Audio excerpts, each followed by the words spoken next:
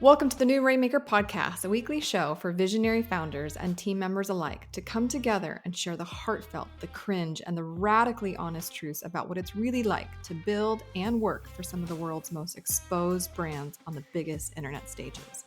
I'm your host, Veronica Romney, and after working for some of the biggest names in the online space myself, I've learned that it takes both leadership and dream team collaboration to truly scale a company to its greatest potential. You can build a business alone, but you cannot scale it on your own. And my goal on today's episode and every episode is to inspire our dreamers and empower our leaders. Make sure to follow and share my podcast with your friends and colleagues, and feel free to tag me on Instagram at vromney with your insights and ahas. Now let's make it rain on today's episode. All right, podcast family, I'm really excited about this episode, not because it's going to be another fantastic one, but because instead of one guest, I have two guests and two people that I deeply care about that I've asked to come onto the podcast and talk about their work relationship in a way that they might not have disclosed publicly before. I have been very privileged and fortunate to have heard their story many times over and can see the beauty in their relationship like up close and personal because they're members of my Rainmaker residency program. But they have something unique, something that I think all of us desires to have, whether it's a partnership on paper, like split equity type of situation, or it's at least a work relationship where there's split trust equity. Like no one wants to build a business by themselves. No one wants to grow a business by yourself. You want to work with people who you trust, who you can lean on, who you can be weak for, and they can be strong for you in your absence. Like we desire these things. And I think for a lot of us, if we're being really honest, it has not come easy. And so I wanted to bring Meredith and Alex to the podcast because I look at the two of them. I've seen their growth. I've seen their journey. I've heard the stories. And I just felt like you needed to hear their story too. So without further ado, this is Miss Meredith and Miss Alex from this beautiful company called Learn Grant Writing. I'll have the two of you actually introduce yourselves if you wouldn't mind. Thank you, Veronica. All right, I'm Meredith Noble, co-founder, as you said, of Learn Grant Writing with Alex here. So I guess by brief bio, I live in Alaska. That's where Alex and I literally built this company out of a tent in Valdez. Community of 4,000 people, gets the most snow out of almost anywhere, 25 feet on average. Sometimes we take meetings in hot tubs, and we have since grown that from 2 people to, I don't know, we're over 10 now. Over $1 million is what we're looking at this year in revenue. So it's just been the wildest ride. So when not working on this business or adventuring outside, I suppose my true love is reading and drinking green tea with some chocolate. Lots of chocolate. I'm Alex Lustig. I am the other co-founder at Learn Grant Writing with Meredith, and we really identify as the visionary integrator duo, and so I am the integrator part of our partnership. When I am not working, you can find me doing yoga, gardening, talking about organic food and health and wellness for hours, and reading as well. I'm so excited to be here. Well, let me also, from my perspective, because the three of us, for the first time, hung out in Mexico during our Dreaming Big retreat, because I had already hung out with Meredith at the Biltmore during our Making It Rain retreat. And so this was the first time that I got to meet Alex in the flesh. And it was all the things I'd hoped it would be, and then some, because you're just lovely. But having you there, not only did we get to spend time together, just the two of us, but it was really nice to see you guys in person, in the flesh. And like, it's hard to describe because it's not like I don't see you guys on Zoom calls. It's not like I don't, see you guys, your interactions in chat or in our Slack workspace, but there's just something to be said and being in the room with a duo, being in the room with two people who clearly have a lot of affection for each other and admiration and respect. Like I remember when the two of you stood up to introduce yourself to the room, like all of us kind of collectively were like, oh, like it's so sweet. Like it really is. It's just something you can feel it. You can see it, the way you guys look at each other. Look, I'm talking about a professional work relationship, not a romantic work relationship, but you can, it's coming from the perspective of a female. So I'm using a lot of that language that you would, but I know it hasn't always been like this. I was shocked to hear in Mexico because I think I just assumed you guys were partners from the get-go. Not true. Meredith was on the scene first. Meredith was the CEO, and Alex, you worked for Meredith. So we went from that dynamic that most of us find ourselves in to be and now look where you guys the two are. You are at, like, you're literally partners. So can we go back to the beginning? Like, I mean, how do we even untie this beautiful necklace? But it's like, Alex, what did you see in Meredith as a visionary that you're like, I want to help build this person vision before you were co-founder of the vision? But like, take me back from the beginning. You saw this visionary being her most authentic self, and you're like, yeah, I want in. Like, can you take me back to that moment? Because I want to hear your perspective. I mean, I think the beginning, Alex, starts for you in January. It really does. So I moved to the middle of nowhere, Alaska on January 1st of 2020. So I arrived to, I don't know, 20 feet of snow. Maybe I'm exaggerating. Yeah, it A was a lot. ton of fresh snow in the middle of darkness. And I had a little bit of my old job remaining virtually, but like no one had been going virtually. So higher ed specifically had no idea what to do. And so I met Meredith like 3 weeks later, and she had just hired her first employee. And I remember sitting at dinner being like, I could have done that job. I wish I had known about this woman and this hiring before she did this. And so from there, our friendship began to develop. And then do you want to talk about COVID?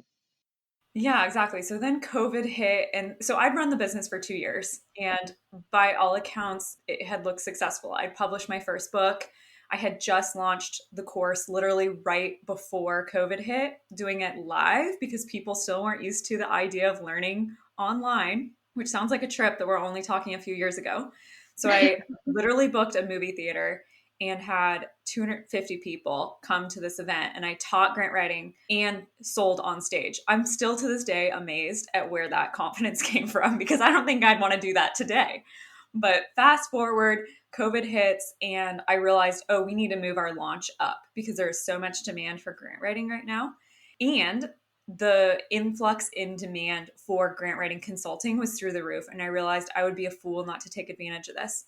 So I hired, I think it was 6 or 7 students from my program, many of which who had just started. So they didn't really know much either. And Alex, to project manage all of it, I came to her and said, like, there's no way I can run a course and run a full-on consulting agency. Can you be the project manager for the consulting business? And she came in on 5 hours a week to do that and absolutely crushed it. Like, she took all these processes that were in my head and actually made them into a process, like got us into Asana. Remember, Alex, when you had to have me that like talk to me about like, I think it's time you get some project management software. Well, you had been using Trello and you were like, no, this is a great to-do list. Like it has all of our to-dos in this one board. And I was like, yeah, but our to-dos just like multiplied by 10. Like, we can't keep it in all your little. So I was like, we have to break up with Trello. We're moving to Asana. But I was also working. So now I'm working like was hired at a different agency. So I'm working like 60 hours a week. And the 5 hours that I was with Meredith was the best part of my week every week. And so in June of 2020, I was just like, I need a change and I want to be a part of whatever Meredith is doing. This is someone that I want to help implement her vision and make all of these dreams that she keeps talking about come alive. So she literally took me down to the lake and said, Meredith, we need to talk, which means one of two things. You're getting broken up with, or you're about to, best case scenario, get some hard loving, right? Yeah. And instead she starts breaking out into tears and said, what can I do to come work with you? And I have to say that to this day, that is still the greatest compliment I've ever received in business, because when you're just a scrappy startup, for someone else to believe in you and be willing to take that risk was huge. And on top of that, Alex hadn't actually brought this yet back to her husband, because she had to see, is this actually going to fly? Like, can I afford it? And in my mind, I was like, I want to afford her by December. That was my goal. But I figured there's no way I could have someone like Alex for less than $100,000 salary. That's how much I valued her work and what she brought to the organization. And I couldn't afford that yet. And so I, went back and looked at my books and I thought, wow, literally in a couple of months, she's already paid for herself. She's already paid for herself with how much value she's delivered on 5 hours a week. What would that look like if she's set free on a full week? And so I told her, I'll pay you exactly what I'm paying myself, which at the time was $50,000. And then what we ended up doing to close that gap to what I thought she was worth was slicing pie equity. So it's essentially this concept by Mike Moyer. He has a book called Slicing Pie. I highly recommend reading it. And essentially where partnerships go wrong which I know, Veronica, you can relate to this from like, a lot of times all we think of is partnerships that have gone wrong, and we forget that, yes, part of why they go wrong is that we have misunderstandings around how much work are you putting in versus I'm putting in, and how much is my cash worth versus your time. And what's nice about slicing pie is that the equity you earn is not fixed until you bake the pie. It is based on the inputs of how much time you actually put in and the cash you actually put in. So since I'd already worked with the business for 2 years, I owned the whole pie. But on every pay cycle, that Alex was earning 50% in actual pay and then the other 50% in equity, she was getting more and more and more of the pie, right? So it was a way to not have to predetermine, with our relationship still being very new, like giving her some arbitrary percentage. And instead it was like an honest earned percentage over the next 2 years. Well, yeah, and it's a mutual carrot that you're both chasing. Like you're both being incentivized. You're both marching 0 degree north side by side, as opposed to like just a couple degrees off from each other and then really not ending where you wanted to end in the first place. But hold on, I hear you. I still want to go back. Let's go back. Okay. Because first of all, 2 things that are coming to my mind. Meredith does a live pitch in front of hundreds of people. And it's not like, I'm sure that you were just doing it because you're like, I need to make money. Let's go. And yeah, out of necessity is where we gain superhuman strength, where you like lift a car off a child type of situation. And I'm sure it didn't even cross your mind, like, ooh, I'm going to do this to then attract the right type of people to work for me. Like that's not even on your peripheral. You're like, that's like, whoa, but that's what's happening. And then here comes Alex, who literally pitches you to work with you in a much bigger way. And that is unheard of. I'm not saying that never happens, but sure, like, look, when I was chief of staff at Boss Babe, it would happen all the time. Like, people would, offer their firstborn child to work for a Boss Babe, a Facebook, or like these big names, these big authoritative, equity rich brands. Just by the virtue of them existing, people will like throw themselves at you. I get it. To your point, you still scrappy, you still unknown. Who's Meredith? What's Learn Grant Writing, right? Like, and so I have to go back to Alex, and I'm going to keep chipping. Yeah. What did you see? Like, how, like that was a, female ballsy move. Like what went through your mind? Yeah, I mean, one of the things that comes to mind is that she had just given me the book Rocket Fuel. And for the first time, and there's lots of things that we can say about the system, the visionary integrator model, right? Like, Sure. this is not a perfect model. The book is not a perfect book. But for me, it was the first time that I recognized myself in a job description. I got my master's in international human rights. I have been chasing all of these things, not understanding why I wasn't finding something that felt like me, something that described what value I was bringing to all of these different things that I was doing in my life. And so when Meredith brought this book to me and said, like, hey, I think you're an integrator. I think you match this description, and I read it. It was almost like a coming home. And so it allowed me to put a lot of pieces in place. And so I do think that part of it was that she did see something in me. And that gets us in trouble with hiring, right? Because we are always seeing the potential of people, and that doesn't always work out. Sure. But I think what was happening was simultaneously we were working together. So she was seeing me for my potential. Then I saw my potential and wanted to rise to that challenge too. And so I think that is a piece of it. And then, I mean, and maybe this is too woo-woo, and I am pretty woo-woo out there.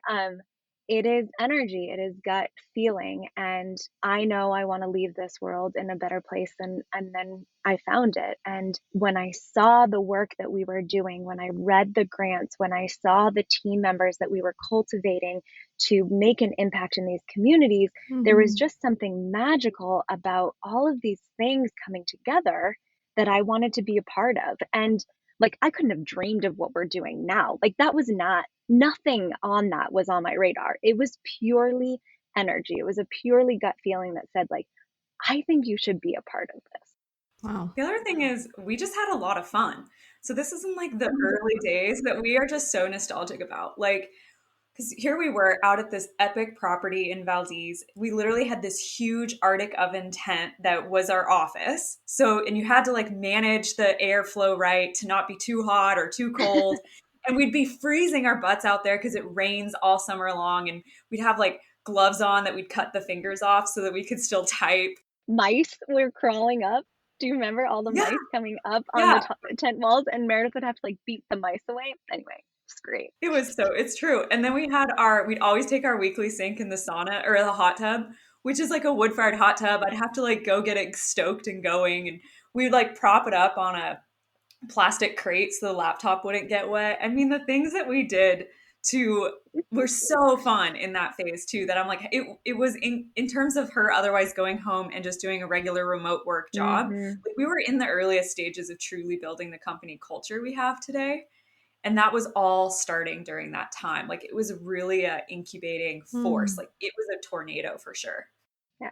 How did it feel to you, Meredith, to have somebody offer themselves, and not even like offer themselves a little bit or partially, like a full offer, a full self-donation? I don't like, to me, I'm like, I don't know. I have a lot of feelings. I'm like, man, I don't know. Like I think I'd get nervous. Like, oh my gosh, like this is such an enormous gift, and I want to be worthy of the gift, and I want to make sure I do this person right. And like, and then at the same time, I'm completely honored. And I don't even like, oh, are we talking about the same person? Cause I don't see myself the way that you see me. Like, how did it feel? But for you, when this person that you admired and had reverence for, and just the 5 hours a week she was allocating to, you're like, man, she's freaking brilliant. But then she comes to you and she's like, I don't want to give you 5 hours. I want to give you all. Like, how did that land for you at that time? Well, like I said, it was the biggest compliment of all time because as a startup, there's just few things that say, I believe in you more than that. Mm-hmm. So it was huge in the sense that you felt like for the first time, it wasn't just you believing in you, it was someone else as well. But I didn't have the series of feelings that you just admitted. It was such a go, go, go time that it was like, okay, I see that she has what I don't have. And that together we will get so much further than I ever, ever, ever will on my own. There would be no successful $1 million company if not for Alex. No way. A visionary alone, we would just implode things because we have too many ideas. We don't have follow through, all of that, right?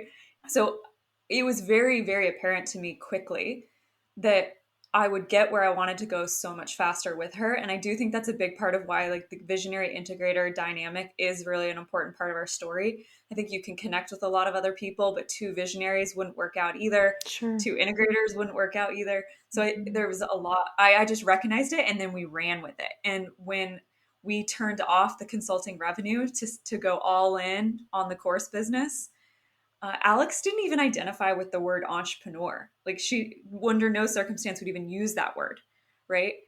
And that was the time when it was like, all right, let's make this happen. And we were doing everything, Veronica, that we could think of. I mean, we had started the free Facebook group. We did the launches and the sales and the challenge and all of those things. And it wasn't working. We would make at our best 7,000 in revenue a month. And then the next month you start all over because almost everyone paid in full. Our product was like $350 maybe, like at its best, right? And you're served for a lifetime.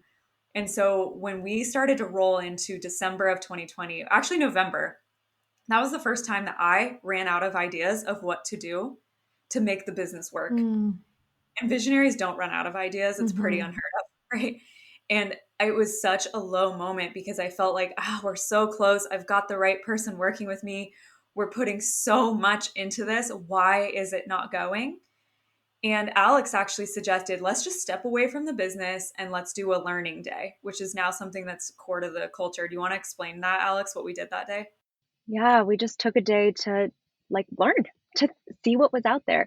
And this person had an ad that I'd been targeted on and targeted on and targeted on. So I finally clicked and watched the video, and that's actually what we ended up learning that day. And now Learning Day looks like a quarterly day for our whole team to learn. And so we pay for their time to learn something that's relevant to their job. And it's so much fun because you just get this freedom to explore, and so many ideas come up from it. It's just really fun.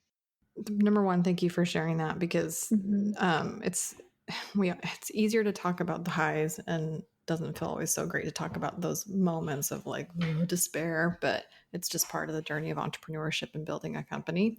Can we go back to this? Because I mean, the two of you know, like I run a program with CEOs and rainmakers, and often the duo will find a rhythm in which ideas can be poured out, ideas can be caught, and everybody does it a little bit differently.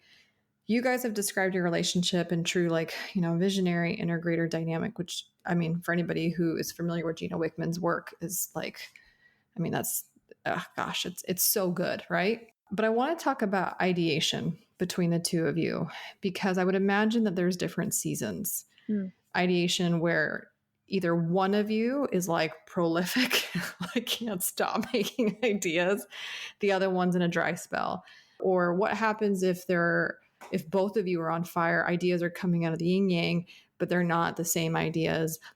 Or what if both of you are in a dry spell? I'm just curious. I've never actually asked you this question, so I'm like learning in real time right now. Let's see where this question goes. But I'm just really curious to see how you guys have found the rhythm around ideation between two to execution. Yeah. Okay, so that is a process we've held from the very, very beginning where we learned this from our mentor, Dan Martell. So we finagled our way into his program that's for software companies, of which we are certainly not software, but we like to operate under that business model. To your point, there's so much to learn from adjacent industries. And so we went into that program and learned about quarterly planning and picking your 3 rocks. And you've got your 1 big project and your 2 maintenance projects.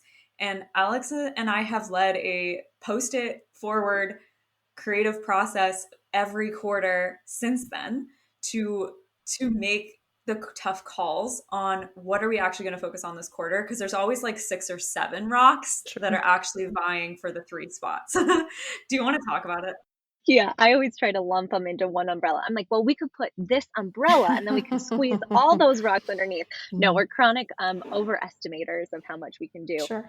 But it really is, it keeps us at least in a rhythm and a box that we can keep going on priorities. I will say that's really easy to say in like a quarterly process. I think what's more tricky about the idea generation is like, what if that happens on a random Sunday or random Saturday? So I'll give a couple of examples. One, I don't get overwhelmed by the amount of Meredith's ideas that she has.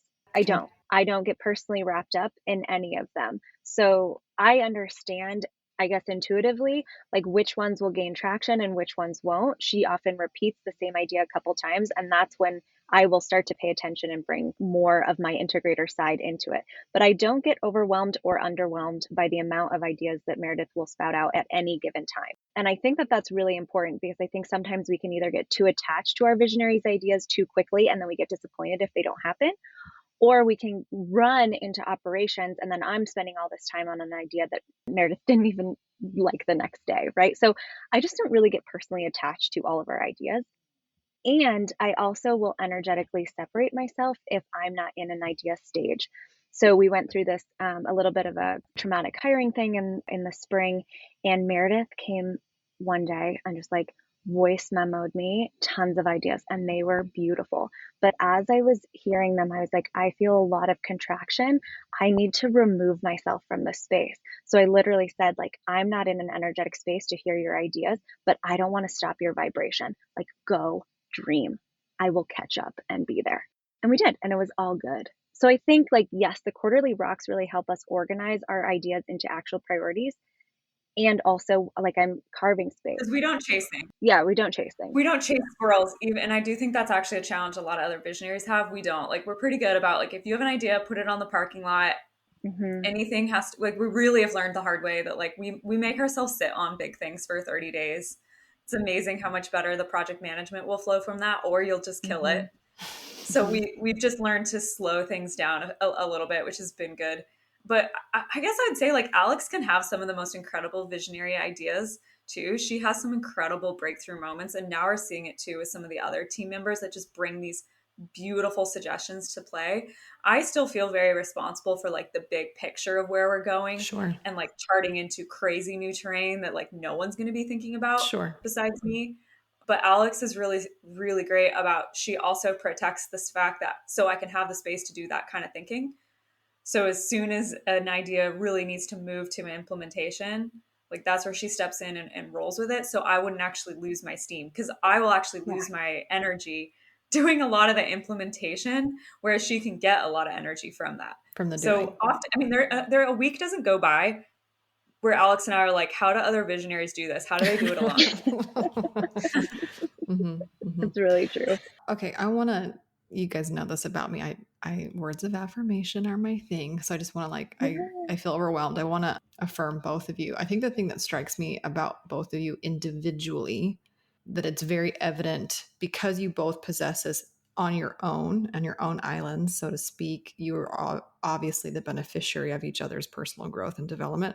But the two of you in separate, I've personally sat with both of you just one-on-one, nestling, right? And then I've seen you guys together, but both of you are different personalities. However, super self-aware, super mindful of where you're at any given moment, how you're feeling, being honest of the other person, but first and foremost, honest of self. Also, like extreme ownership through and through. Like you own where you are at and what you're bringing to the table. And I've never really seen either one of you like point a finger to be like, well, they handed me the loaded, thing, right? And it's like anyways, I just want to compliment both of you because you're both so invested in your own personal journey and health.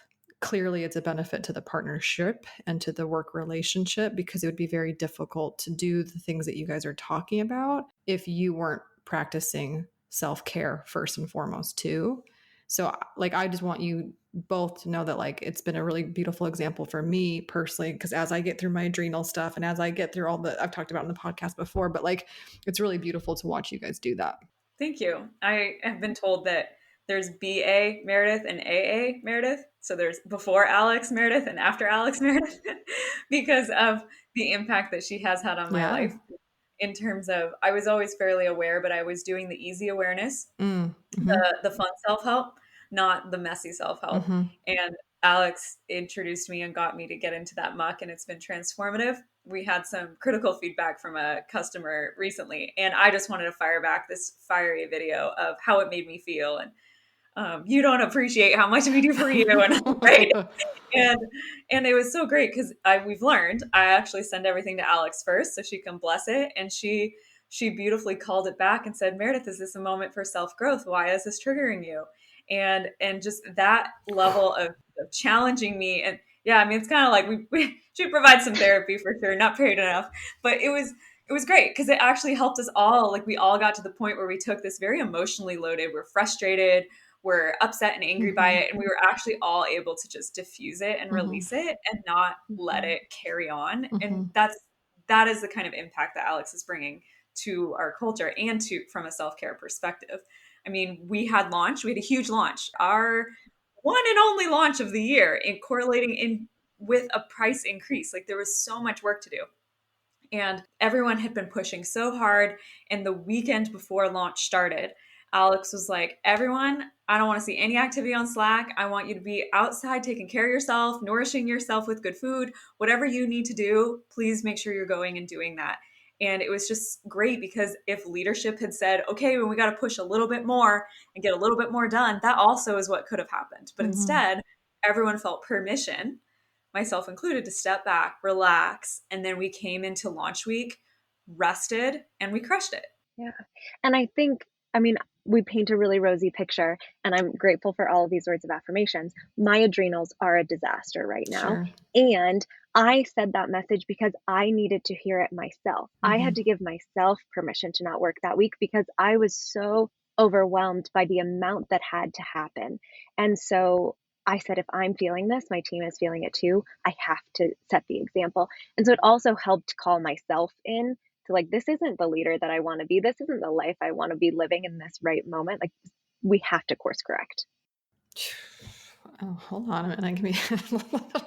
Number one, I appreciate that because like I said, it's sometimes to your point, it feels better to gloss over some of the hard. And so I appreciate you saying that about your own adrenals, and that doesn't escape me. That was a vulnerable moment. I appreciate you sharing that because you didn't have to. Oh, of course. The other thing that I think that really strikes me about you, Alex, in particular, that I wouldn't say is typical integrator. So let me just say this because I wrote it down on my paper. I'm like, when I think of an integrator, I think of an executioner, getting it done, like for each of your 2 tasks, she has like 200 done by like 10 a.m. Right.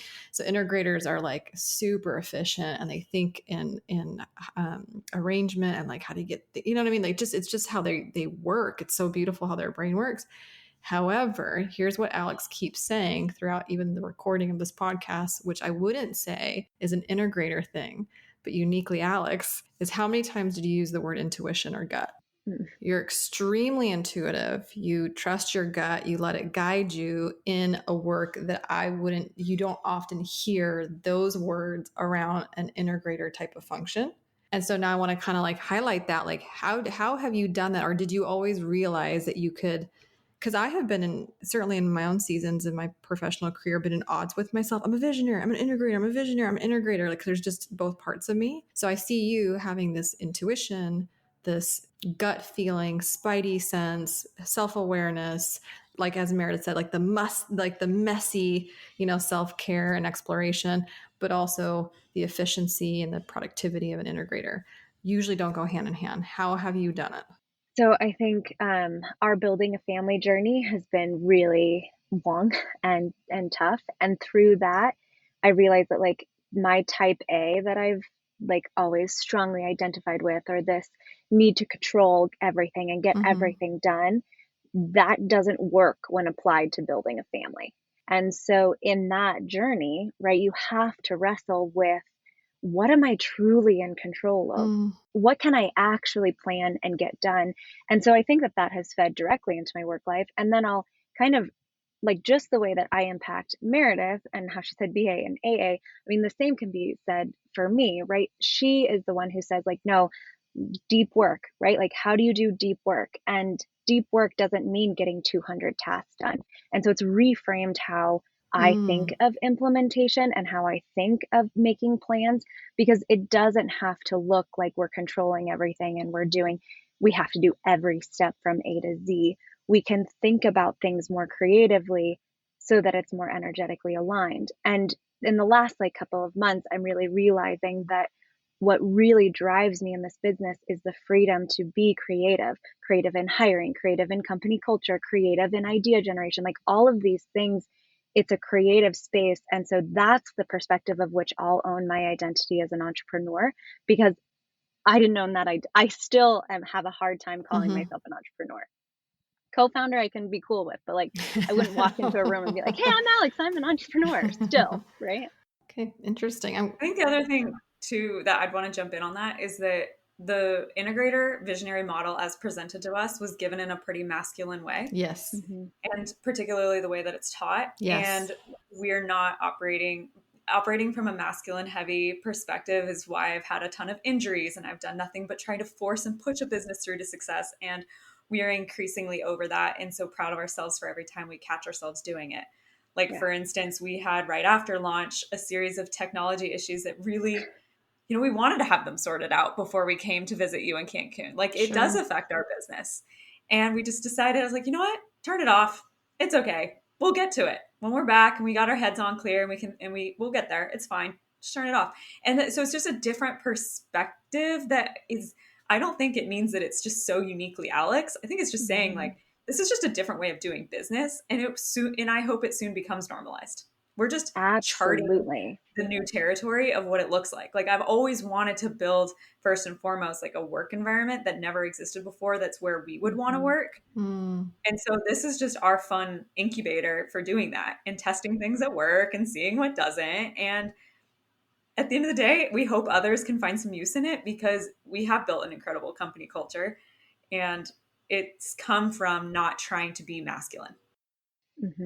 Ooh, I don't know if you guys listened to the podcast I did with Dr. Jordan Wiggins, because we talked a lot about this, about the feminine and the masculine. It's a lot of basis of her intimacy work is women operating way too much in our masculine and not allowing space for the feminine. So it's interesting that you brought that up, because you are two women co-founders who have, like you said, all the mentors that you mentioned or the books that you mentioned are male. And so that's interesting that you, again, the self-awareness, and it's like a reoccurring theme with the two of you to me, but like the self-awareness that you have, like, this is valuable, but we're also going to make it ours.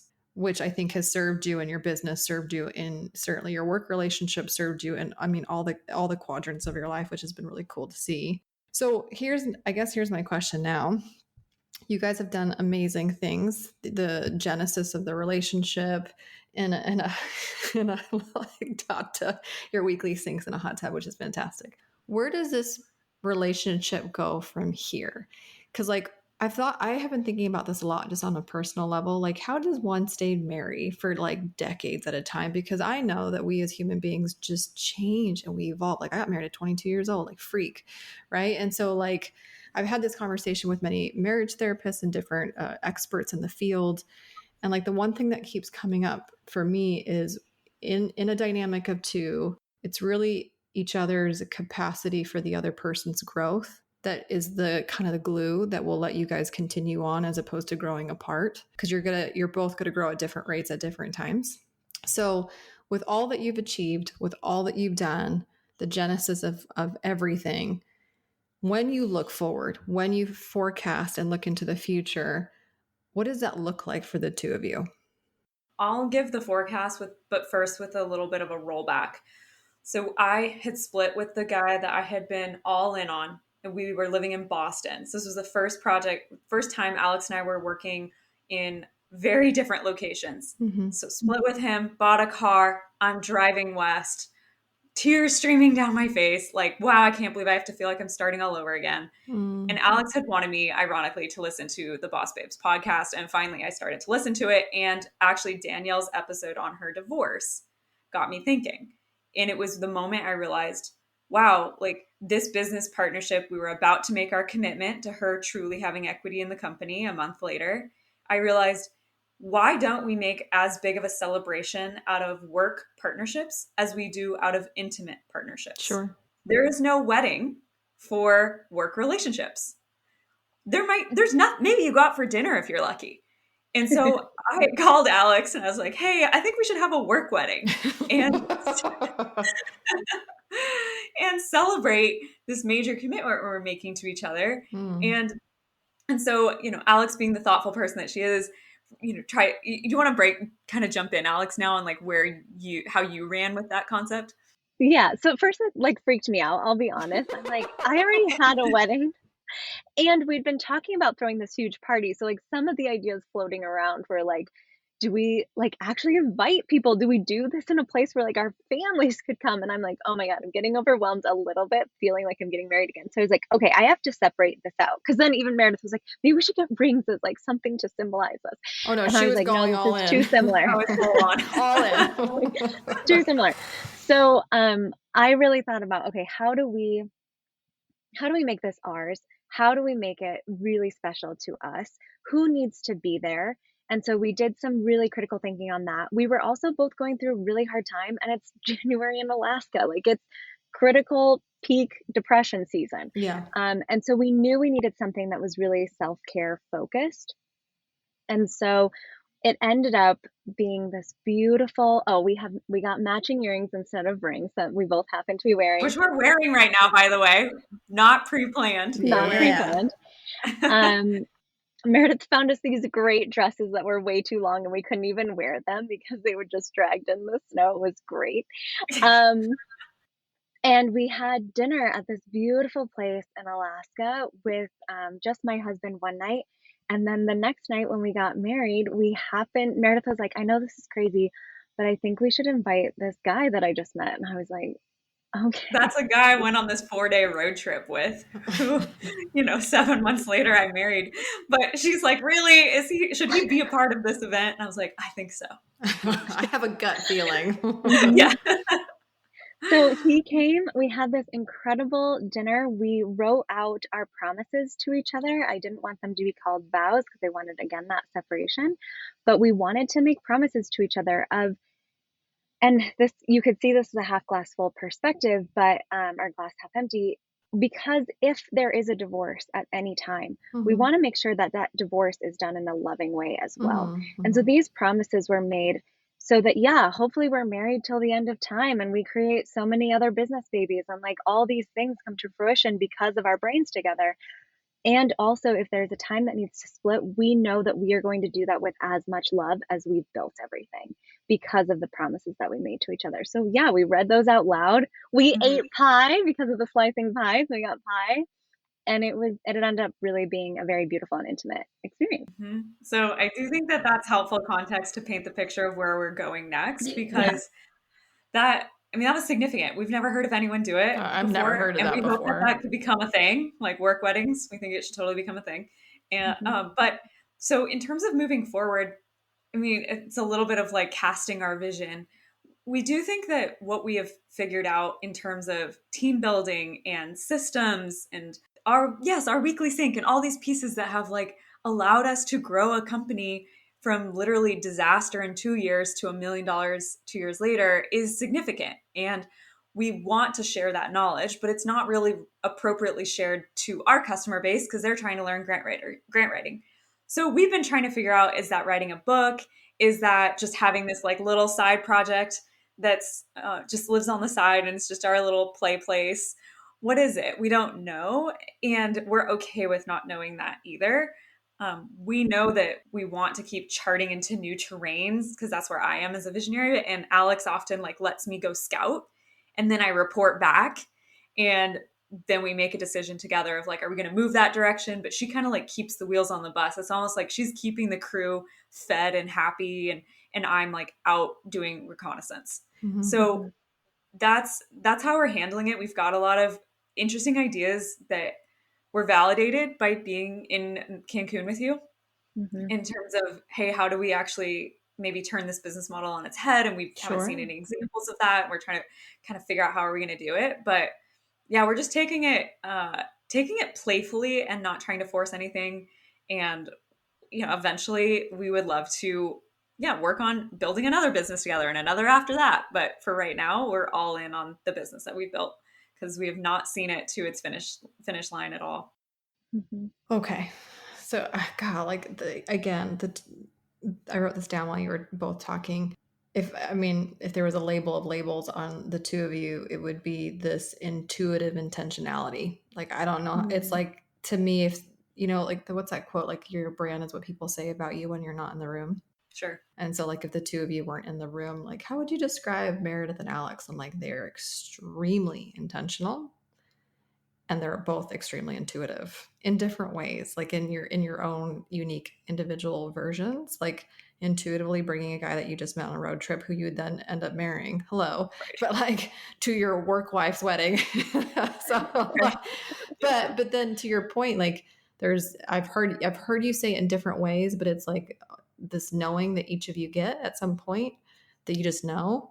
And I think that is beautiful and part of the celebration of the female genius that isn't talked about often enough. So this intuitiveness about the two of you that is unique to your individual personalities and ways of being, but you are extremely intentional. And that is something that I think really unites the two of you that I'm kind of in awe of. So I just really want to thank both of you for being vulnerable, sharing these stories, but also having that balcony perspective to be like, that was us, that is not now. And let me share if this is helpful for anyone else. So is there, for anybody who, I guess, who's listening to this podcast that is attracted to the idea of partnerships, really strong work relationships, like they see the two of you, there's an aspiration or a desire of something akin to what the two of you have been able to find and build with each other.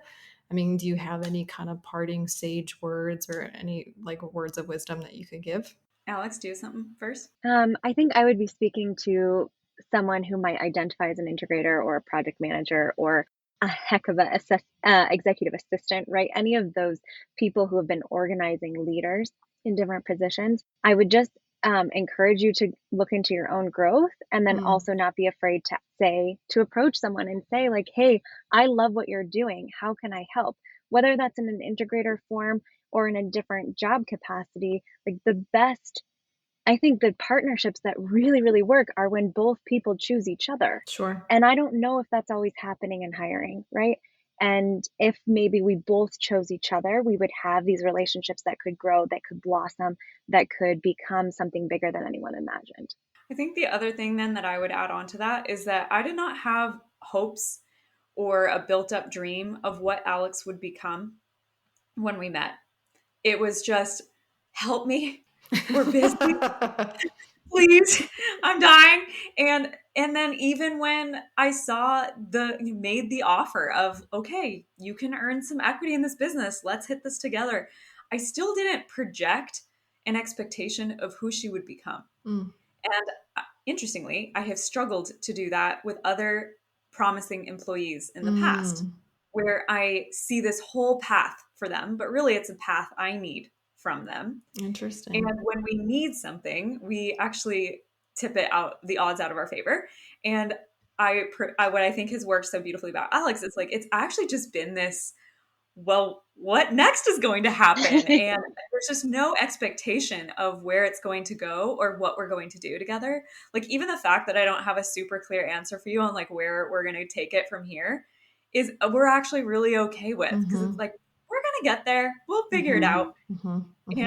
And without trying to feel like we have to have those answers. There has been definitely some level of surrender that I think Alex and I have both come to embrace in the last year, of just realizing how much is out of our control and just leaning into, well, we can take care of each other. We can take care of ourselves. And if everyone's doing that as well, and you're not needing someone to become something, you actually allow way more incredible possibilities play out. 100%. God. So, I mean, the two of you know, because of Mexico, how much I love me some Moana. So, like, as soon as you said that, I'm like, oh, I know. It's like, it's the song in the movie, you know, come what may, I know the way. But it's just really beautiful, because oftentimes that's said in an individual story. And it's really cool that you guys have that sentiment as a duo story. So, like, thank you both for joining today's Remaker podcast. Oh, our pleasure. Thank you. Thank you. Thanks for listening to the Rainmaker podcast. We believe you can't get real results or have real relationships that last without being real first. If you resonated with today's episode, leave us a review so we can keep serving up the truth and tips that help you become the empowered leader that I know that you are. And always head over to veronicarami.com to check out all the free resources I have for you and the show notes from this episode. Until next time, my friends.